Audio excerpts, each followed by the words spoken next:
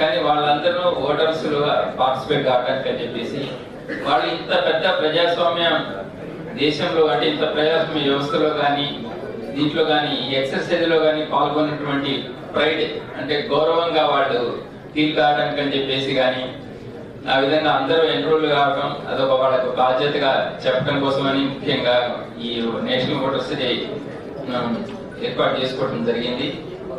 ప్రతి సంవత్సరం ఈ రోజున మనం అది సెలబ్రేట్ చేసుకుంటాం. ముఖ్యంగా కొత్త ఓటర్స్ ని మనం ఇందులో ఎన్రోల్ చేసుకుని వాళ్ళలో ఈ అతిపెద్ద ప్రజాస్వామ్య వ్యవస్థ అయినటువంటి మన భారతదేశంలో వాళ్ళ ఓటు హక్కుని వాళ్ళ ఫ్రాంచైజీని ఎక్సర్సైజ్ చేసుకునేటట్లు మనం చూడాలి. వాళ్ళు దానికి గర్వంగా కూడా ఫీల్ కావాలి. ఆ విధంగా మనం అందరి కొత్త ఓటర్స్ అందరూ కూడా ఈ వ్యవస్థలో ఫ్రాంచైజీని ఎక్సర్సైజ్ చేయాలని చెప్పేసి కోరుతూ, తర్వాత ఇక్కడ మనకి ఈ రాష్ట్రంలో అవార్డు వచ్చింది, దానికి కూడా మేడంకి అభినందనలు తెలుపుతూ తర్వాత ఈ అవకాశం ఇచ్చేందుకు మీకు కృతజ్ఞతలు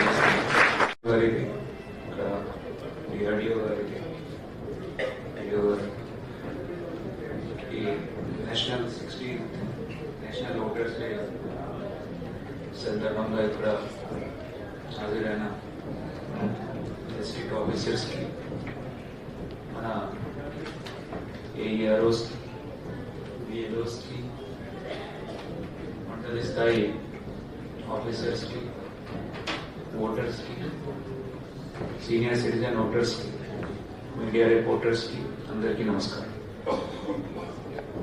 సో ఇప్పుడు కాన్స్టిట్యూషన్లో ఇది చూస్తే different kinds of the rights ఉన్నాయి. ఫండమెంటల్ రైట్స్ ఒక స్కూల్లో ఇది పొలిటికల్ సైన్స్, ఇది సివిక్స్ బుక్స్లో ఫండమెంటల్ రైట్స్ ఉన్నాయి. Right to freedom of speech and special right to equality etcetera etcetera.